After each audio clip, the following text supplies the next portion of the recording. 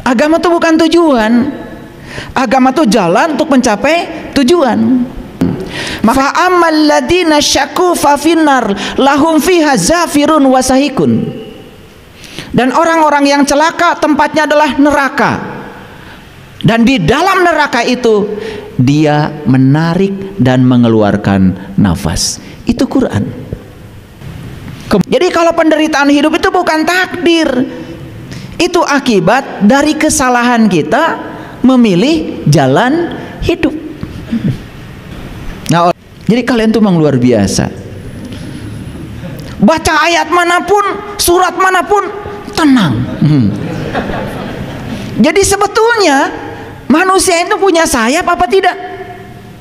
Menurut Quran, punya kan? Punya. Bisa hijrah dari alam lahir menuju alam batin, bisa hijrah dari alam yang rendah menuju alam-alam yang tinggi dengan sayapnya.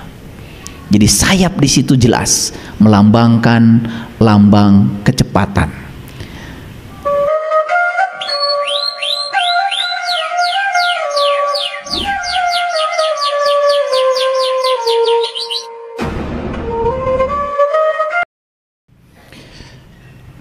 Bismillahirrahmanirrahim. Assalamualaikum warahmatullahi wabarakatuh. Salam sejahtera untuk kita semua. Om Swastiastu, Namo Buddhaya, salam kebajikan, Sampurasun. Rahayu Sagung Dumadi. Semoga seluruh makhluk hidup di semesta ini, baik yang kelihatan maupun yang tidak kelihatan, di setiap ruang dan waktu, di semua tingkatan, senantiasa hidup berbahagia. Semoga kita semua yang masih diberikan kesempatan untuk berkarya di alam maya pada ini selalu menjadi sumber cinta, sumber kebahagiaan, sumber sukacita bagi semua makhluk. Mari kita bertekad mulai saat ini tidak boleh lagi ada satu makhluk hidup pun yang berkurang kebahagiaannya ketika bertemu dengan kita. Mari kita bertekad tidak boleh lagi ada satu makhluk hidup pun yang menderita karena tindakan kita. Sekalipun itu hanya semut kecil, sekalipun itu hanya rumput. Karena orang-orang yang sudah menyatu dengan Sang Semesta, sudah memiliki sifat ulas asihnya Allah, kemanapun dia pergi akan selalu dirindukan kehadirannya. Semoga semua makhluk hidup merasa berbahagia dengan kehadiran kita dan mereka menyesal dengan kepergian kita. Tanda hidup kita gagal di semesta ini, semua makhluk hidup selalu takut dengan kehadiran kita. Bahkan saat kita datang, kehadiran kita selalu disesali. Dan saat kita pergi, kepergian kita malah justru disyukuri. Waspada, karena waktu terus berjalan. Waktu adalah ruang yang bergerak. Waktu itu seperti es batu. Es batu digunakan, tidak digunakan, tetap mencair. Waktu itu seperti itu. Digunakan, tidak digunakan, habis juga. Setelah tidak ada, baru kita meratap, mengeluh, meminta kepada Allah agar kita dikembalikan lagi. Kalau bisa mengulang waktu, seakan-akan kita ingin hidup lagi. Itulah kelalaian manusia pada umumnya. Kenapa? Karena pikiran terus bergerak ke masa depan, tidak pernah hadir di sini saat ini sekarang. melupakan kenyataan hidup. Padahal hidup yang sesungguhnya itu adalah sekarang, di sini, saat ini. Makanya ketika diberi kehidupan, jangan pernah mengatakan saya tidak bisa. Karena begitu saya mengatakan tidak bisa, berarti kita menghinakan Allah yang bersama kita. Begitu kita mengatakan tidak mungkin, kita juga sedang menghinakan diri kita sendiri. Karena orang yang selalu mengatakan tidak mungkin, maka dia tidak akan pernah menemukan keajaiban hidup. Jangan pernah mengatakan saya sudah bisa. Karena begitu saya mengatakan saya sudah bisa, kita akan tertutup dari semua pengetahuan baru. Maka orang yang tertutup dari pengetahuan baru, hidupnya ya begitu-begitu saja. Tidak ada kebaruan dalam hidupnya, hanya mengulang-ulang cara hidup lama yang jelas-jelas cara hidup itu sudah menyengsarakan dirinya. Orang yang sadar tidak pernah mengatakan nanti saja. Karena mengatakan nanti saja adalah suatu kesombongan. Orang yang selalu sadar bahwa hidup adalah di sini, saat ini, sekarang, dia akan melakukan yang terbaik saat ini.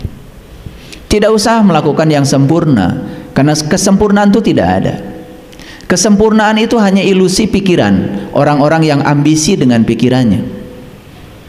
Hidup itu cukup dengan totalitas. Totalitas artinya apa yang dilakukan saat ini, lakukanlah. Bisa menengok sahabat kita yang sakit di rumah sakit, lakukanlah. Bisa membawa satu sisir pisang untuk membahagiakan mereka, walaupun pisang yang kita kirim belum tentu diizinkan dimakan oleh saudara kita yang sedang sakit, bawalah.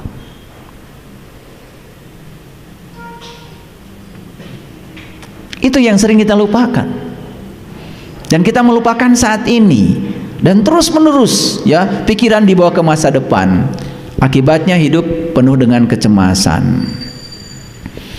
Dan orang yang cemas, khawatir, menurut riset para ahli kesehatan, dapat dipastikan tubuhnya asam. Jadi pH tubuhnya itu di bawah 4 itu. Padahal kita lahir ke alam dunia ini, pH tubuh kita itu 7,7. Ketika kita turun pH tubuhnya dari 7,7 ke bawah, di bawah 7,7, tingkat keasaman tubuh kita tinggi. Apa yang terjadi?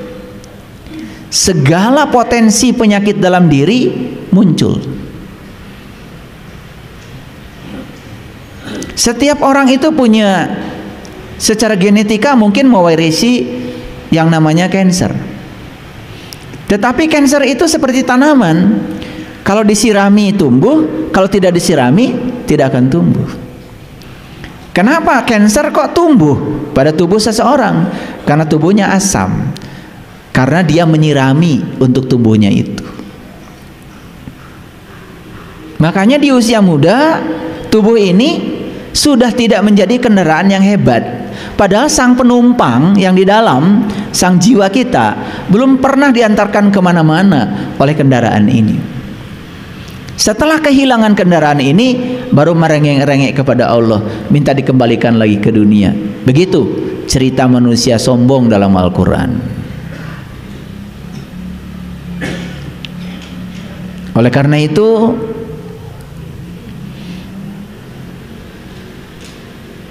penuhi semua hak tubuh kita.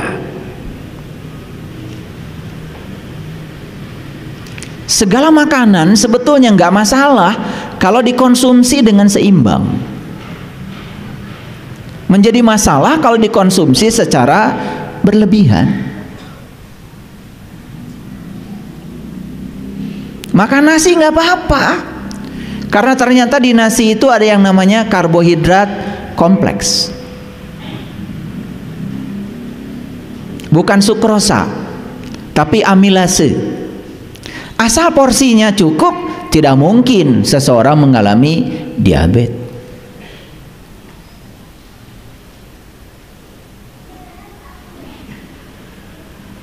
Kalau jantung kita ingin tetap sehat, ya tentu saja kasih makanan yang sehat buat jantung. Apa yang dibutuhkan jantung? Jantung itu butuh vitamin E sama vitamin K2. Vitamin K2 gampang. Vitamin K2 itu adanya di tempe. Iya. Makanya konsumsi tempe terus menerus. Kalau bisa mentah-mentah dikonsumsinya. Makanya kalau ada penimbunan plak di pembuluh darah akibat terlalu banyak mengkonsumsi kalsium, itu dimobilisasi oleh vitamin K2, itu plaknya itu bisa terurai. Itu sains kalau ngerti. Makanya jangan menutup diri dari segala pengetahuan baru, karena riset tentang kedokteran, riset tentang fisiologi, psikologi terus berkembang. Makanya kalau saya sehari-hari perbanyak vitamin E. Vitamin E itu alpukat. Alpukat kan di Indonesia selalu ada, di mana-mana ada. Saya kalau sarapan pagi, tadi pagi itu pertama minum jus 8. 1 apel malang, 2 sunkist, 3 wortel, 4 bawang bombay, 5 kunyit, 6 jahe, 7 nanas, 8 madu. Maka saya menyebut jus 8 itu. Enak sekali itu. Habis gitu makan avocado, alpukat. Jadi saya selalu makan 3 jenis buah setiap pagi. Tadi pagi saya makan avocado, stroberi, sama buah kiwi. Nanti divariasi itu, variasi. Sudah. Kalau sudah sarapan seperti itu, minum air aja yang banyak. Sejam sekali minum. Jangan minum menunggu haus. Haus itu alarm. Kalau kita minum menunggu haus, itu sama saja dengan gedung sudah kebakaran, baru alarmnya bunyi. Kan gedung itu alarmnya bunyi kalau sudah kebakaran. Belum ada yang bisa menciptakan alarm sebelum kebakaran terjadi. Belum ada sampai sekarang. Nunggu kebakaran dulu baru alarmnya bunyi itu. Makanya kalau tubuh sudah haus, itu tandanya sebetulnya tubuh kita sudah kebakaran itu. Sudah rusak tubuh. Maka sejam sekali minum. Nah, kalau tubuh ini dilayani semua haknya, dia juga akan melayani kita dengan paripurna. Tidak ada pegal-pegal, tidak ada rematik, tidak ada kepala pusing, vertigo, macam-macam itu.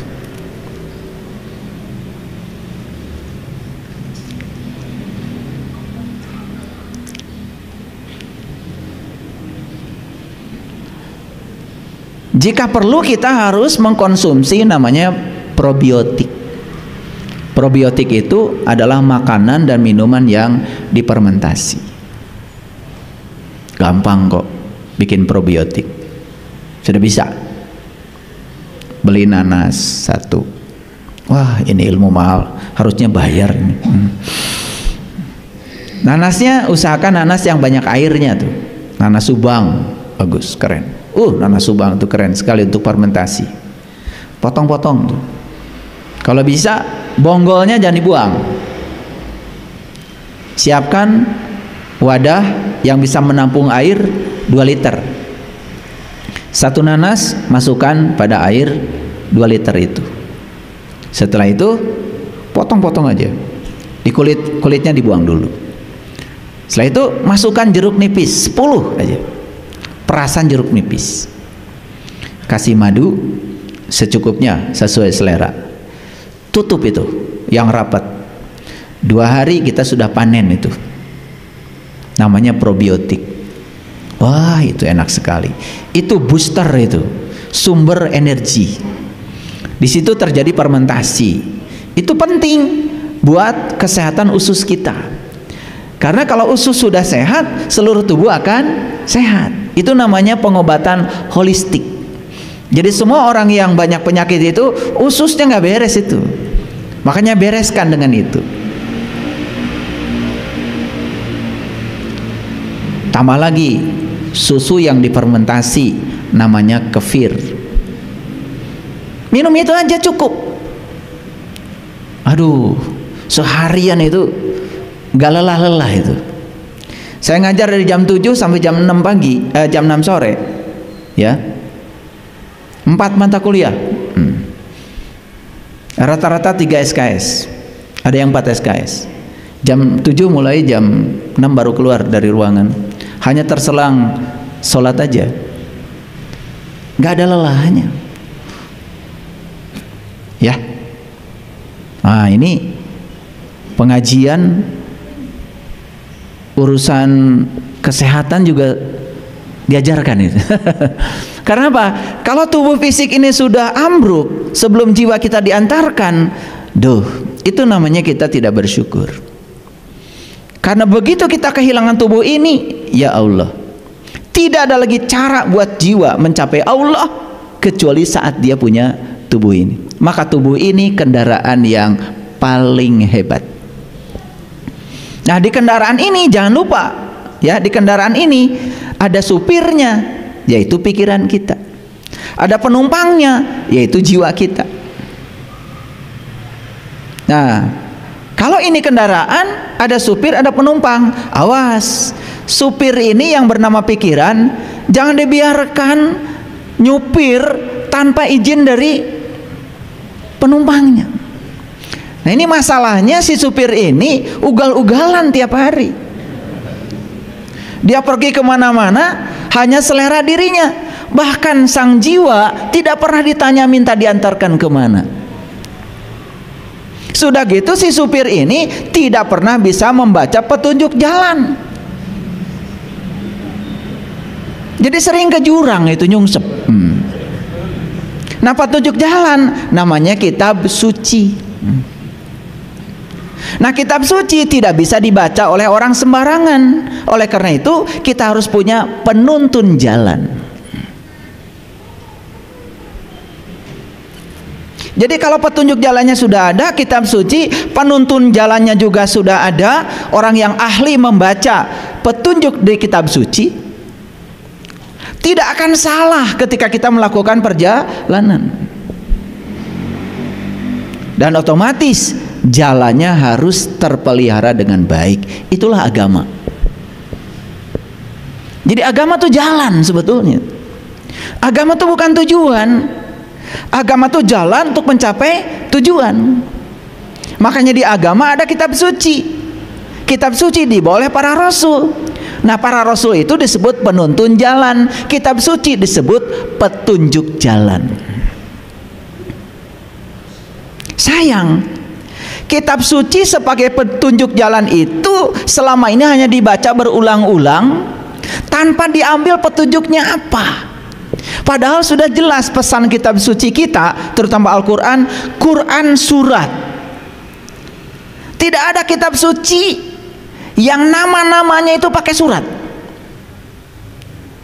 Quran surat, yang namanya surat itu pasti di dalamnya ada pesan.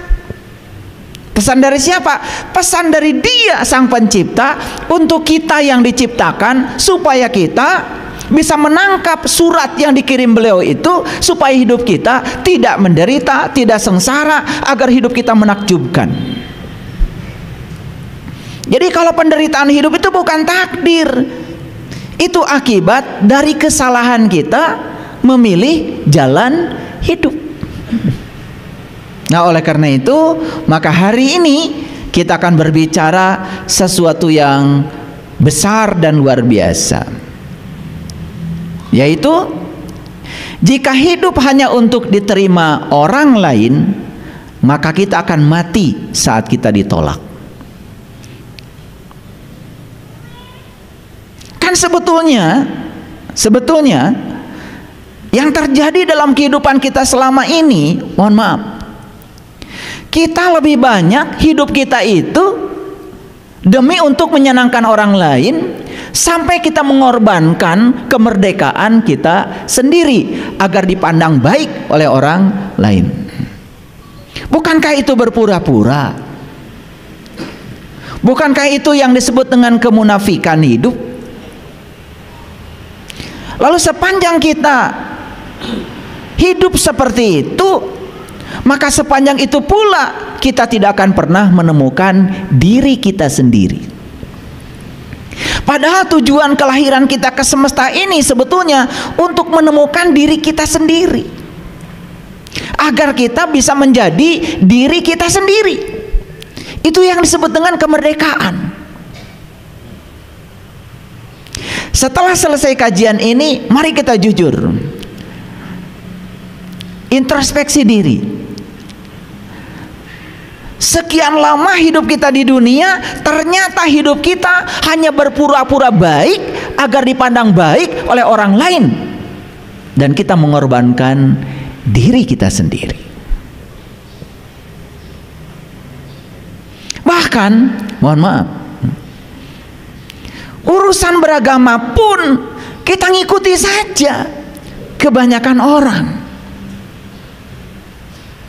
Sekalipun kita tidak merasakan apa-apa dari apa yang kita ikuti, kesadaran kita tidak meningkat, akhlak kita masih seperti itu, masih penuh dengan kebencian, dan kita tidak mau mengubahnya. Karena apa? Itu sudah menjadi paradigma, sudah menjadi doktrin yang sulit untuk diubah. Itu kajian kita hari ini. Oleh karena itu, sudah siap untuk menerima kajian hari ini? Oke. Karena kajian hari ini sangat berbahaya. Bahayanya, nanti kita akan menjadi diri kita sendiri. Begitu menjadi diri sendiri, saksikan saya, ternyata kedamaian yang selama ini sesuatu yang sulit akan datang secara tiba-tiba tanpa upaya. Ya, supaya ngajinya jelas, saya pakai dasar dulu. Mari kita lihat Quran surat Yunus. Ini surat ke-10 ayat yang ke-36. Lagi-lagi Quran surat. Awas. Sebetulnya kita ini terhormat. Allah yang Maha Tinggi sudah ngirim surat sama kita. Apa nggak terhormat itu? Dapat surat dari Pak Bupati aja, diundang makan malam. Waduh, kayaknya nggak tidur 3 hari 3 malam ya. Bajunya apa? Betul? Iya. Kayaknya mandi 3 hari 3 malam itu, nggak berhenti-berhenti. Ini surat dari Allah ditujukan kepada kita. Bukankah kita sangat terhormat dapat surat ini? Sayang sekali pesannya selama ini kita abaikan. Sama seperti seorang ibu, anaknya tinggal di Rusia, kirim surat pakai bahasa Rusia, kemudian dia baca itu surat berulang-ulang dan dia tidak mengerti bahasa Rusia. Betul? Dia cuma bahagia karena dapat surat dari anaknya.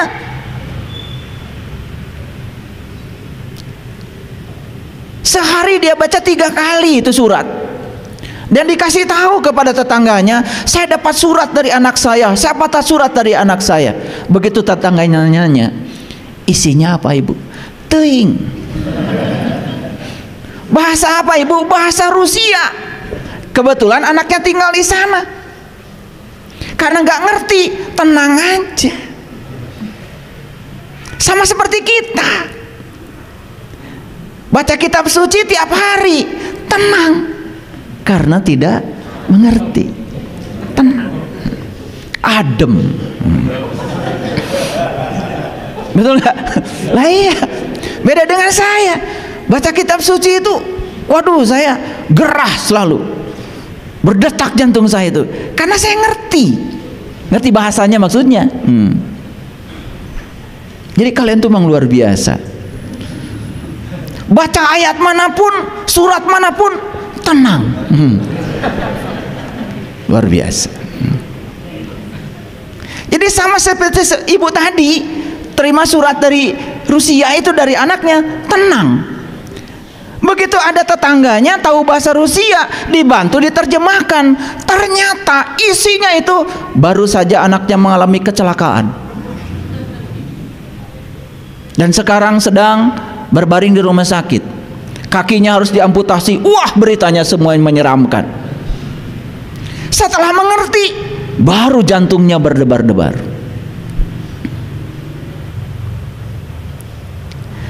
Kadang-kadang kita suka sombong ketika ditanya, pedoman hidupmu apa? Quran dan sunnah. Wah, keren. Begitu saya menjelaskan sesuatu dari Quran yang berbeda dengan paradigmanya dia selama ini, padahal dia itu menjalankan sesuatu cuma katanya, yang benar dari Quran pun bisa jadi ditolak habis-habisan. Saya menyampaikan satu ayat di Quran, surat Hud ayat 106, dan saya bacakan berulang-ulang. Fa ammal ladina syaku fa finnar lahum fiha zafirun wa sahikun. Dan orang-orang yang celaka tempatnya adalah neraka, dan di dalam neraka itu dia menarik dan mengeluarkan nafas. Itu Quran. Kemudian saya jelaskan di mana kita bernafas. Bukankah napas itu pada saat ruhku ditiupkan ke dalam tubuh, agar ruhku yang ada di sini berhubungan dengan yang meniupkannya, dikasihlah nafas. Jadi napas itu hanya ada saat kita masih hidup. Makanya orang mati menghembuskan napas yang terakhir, beak napasna kaya deui. Jadi kapan kita bernapas? Saat kita masih diizinkan hidup di sini. Makanya napas cuma dua, masuk dan keluar. Quran mengatakan neraka adalah tempat di mana kamu masih bernafas. Itu Quran, bukan ajaran saya. Saya tunjukkan ayatnya, surah Hud ayat 106, bahkan 107-nya mengatakan bahkan langit dan bumi pun masih ada. Itu diperjelas. Karena itu berbeda dengan yang selama ini dipahaminya, sekalipun dari Quran itu ditolaknya mentah-mentah. Padahal kalau ngomong pedoman hidup apa? Quran. Oh, kayak yang bener. Makanya Quran ini sampai sekarang masih perawan. Masih perawan. Saya menunjukkan Quran surat Ali Imran ayat 49 yang menyatakan begini. Itu dialog antara Rasul dengan Bani Israel.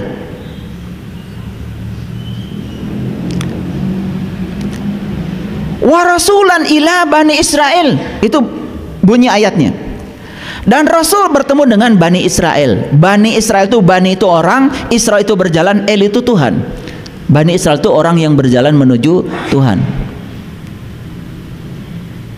Itu dialog antara seorang utusan Allah dengan Bani Israel, dengan seorang pejalan, dengan seorang pencari. Jadi seperti guru dengan murid lah kira-kira, kontekstualnya begitu. Apa yang dikatakan Rasul kepada Bani Israel? Perkataannya begini.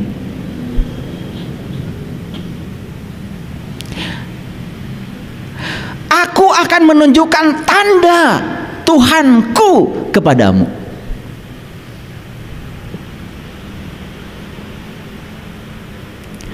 Dan aku akan menjadikan tubuhmu yang berasal dari tanah itu menjadi burung. Dan kamu akan bisa terbang dengan seizin Allah. Itu Quran. Boleh nanti dibaca Ali Imran 49. Jadi sebetulnya manusia itu punya sayap apa tidak? Menurut Quran punya kan? Punya. Burung walaupun punya sayap hanya bisa terbang dari pohon ke pohon. Sedangkan di Quran surat Ar-Rahman, manusia itu bisa menembus sempadan langit, bisa hijrah dari alam lahir menuju alam batin, bisa hijrah dari alam yang rendah menuju alam-alam yang tinggi dengan sayapnya. Jadi sayap di situ jelas melambangkan lambang kecepatan.